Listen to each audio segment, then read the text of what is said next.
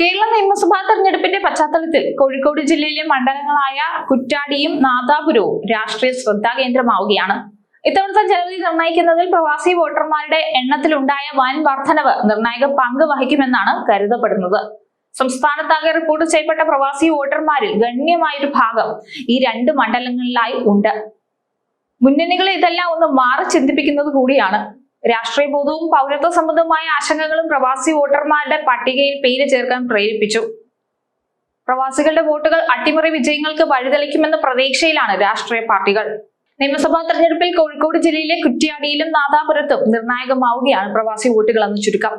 കേരളത്തിൽ ആകെയുള്ള 2,23,558 പ്രവാസി വോട്ടർമാരിൽ 16,002 വോട്ടർമാർ കുറ്റ്യാടിയിലും 12,424 വോട്ടർമാർ നാദാപുരത്തുമാണ്. കോഴിക്കോട് ജില്ലയിലാണ് ഏറ്റവും കൂടുതൽ പ്രവാസി വോട്ടർമാരുള്ളത്. 57,679 പേർ. SIRന്റെ ഭാഗമായി ശക്തമായ ക്യാമ്പയിനുകൾ നടത്തിയതോടുകൂടിയാണ് പ്രവാസികൾ വോട്ടർ പട്ടികയിൽ ഇടം പിടിച്ചത്. ലീഗ് അനുകൂല സംഘടനകൾ വിദേശത്ത് ഉൾപ്പെടെ മുൻകൈയെടുത്ത് ചേർത്ത വോട്ടുകളാണ് ഇതിൽ കൂടുതലും.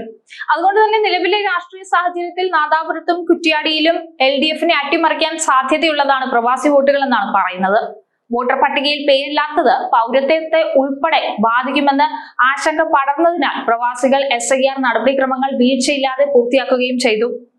ചെറിയ പെരുന്നാളും ഈസ്റ്ററും വിഷുവും തെരഞ്ഞെടുപ്പും ഒരുമിച്ച് വരുന്നതിനാൽ അവധിക്ക് നാട്ടിലെത്തുന്ന പ്രവാസികൾക്ക് വോട്ട് ചെയ്ത് മടങ്ങാനാവുമെന്നാണ് പ്രതീക്ഷ. കഴിഞ്ഞ വർഷവും സമാന സാഹചര്യമായിരുന്നെങ്കിലും ഭൂരിഭാഗം വോട്ടർമാരും ഉണ്ടായിരുന്നില്ല. കുറ്റ്യാടിയിൽ 2021 LDF സ്ഥാനാർത്ഥി KP കുഞ്ഞുമുഹമ്മദ് കുട്ടി 333 വോട്ടിനാണ് വിജയിച്ചത്. ഇത്തവണ UDF സ്ഥാനാർത്ഥിയായി എത്തുക മുസ്ലിം ലീഗ് നേതാവ് പാറക്കൽ അബ്ദുള്ളയാണെന്നാണ് സൂചന. പ്രവാസി വോട്ടുകൾ പരമാവധി പോൾ ചെയ്താൽ കഴിഞ്ഞ തവണത്തെ പരാജയം മറികടക്കാൻ പാറക്കൽ അബ്ദുള്ളയ്ക്ക് സാധ്യമാകുമെന്നാണ് മുന്നണികളുടെ വിലയിരുത്തൽ. നാദാപുരത്താവട്ടെ 435 വോട്ടിനാണ് LDF സ്ഥാനാർത്ഥിയായിരുന്ന EK വിജയൻ വിജയിച്ചത്. 2016 വിജയന് ഭൂരിപക്ഷം കുറയുകയും ചെയ്തിരുന്നു. ഇത്തവണ EK വിജയൻ മത്സര രംഗത്ത് ഉണ്ടാവില്ലെന്നത് കൂടി പരിഗണിക്കുമ്പോൾ പ്രവാസി വോട്ടുകൾ വിജയത്തിലേക്ക് വഴിതെളിക്കുമെന്നാണ് UDFന്റെ കണക്കുകൂട്ടൽ. പതിവ് രാഷ്ട്രീയ കണക്കുകൂട്ടലുകൾക്ക് അപ്പുറം പ്രവാസി എന്ന സൈലന്റ് വോട്ടർ കുറ്റ്യാടിയിലും നാദാപുരത്തും വലിയ ചലനങ്ങൾ ഉണ്ടാക്കിയേക്കാം. കഴിഞ്ഞ തവണത്തെ നേരിയ ഭൂരിപക്ഷത്തിൽ വിജയിച്ച LDFന് ഈ പുതിയ വോട്ട് ബാങ്ക് വലിയ വെല്ലുവിളി ഉയർത്തുമെന്നാണ് UDF കരുതുന്നത്. അതേസമയം വോട്ടർ പട്ടികയിൽ പേര് ചേർക്കാൻ മുൻകൈയെടുത്ത UDFന് ഇത് വലിയ പ്രതീക്ഷയും നൽകുന്നതാണ്. രാഷ്ട്രീയ മാറ്റങ്ങൾക്കൊപ്പം പൗരത്വ വിഷയങ്ങളിലെ നിലപാടുകളും പ്രവാസികളുടെ വോട്ടിങ്ങിനെ സ്വാധീനിക്കും. എന്തായാലും പ്രവാസികളുടെ ഈ സജീവ പങ്കാളിത്തം ജനാധിപത്യ പ്രക്രിയയ്ക്ക് കരുത്ത് പകരുന്നതാണ്. വരും ദിവസങ്ങളിലെ രാഷ്ട്രീയ നീക്കങ്ങൾ ഈ മണ്ഡലങ്ങളിലെ ഫലം നിശ്ചയിക്കുന്നതിൽ പ്രധാനമാകും. നമുക്കറിയാം, വിദേശത്തായതുകൊണ്ട് പല പ്രവാസികൾക്കും വർഷങ്ങളായി വോട്ട് ചെയ്യാൻ സാധിക്കാറില്ല. വോട്ട് ചെയ്യാൻ വേണ്ടി മാത്രം വിമാന ടിക്കറ്റ് എടുത്ത് വന്നു പോകുന്നത് മിക്ക പ്രവാസികൾക്കും പ്രായോഗികമല്ല.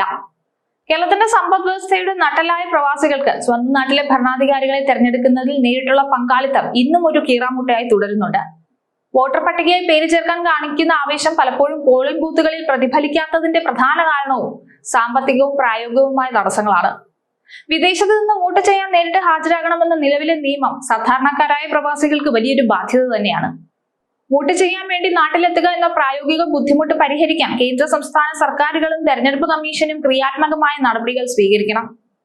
എന്തായാലും നമുക്ക് കാത്തിരിക്കാം ഇപ്രാവശ്യത്തെ തെരഞ്ഞെടുപ്പിൽ പ്രവാസികളുടെ വോട്ട് എങ്ങനെ പ്രതിഫലിക്കുമെന്ന്.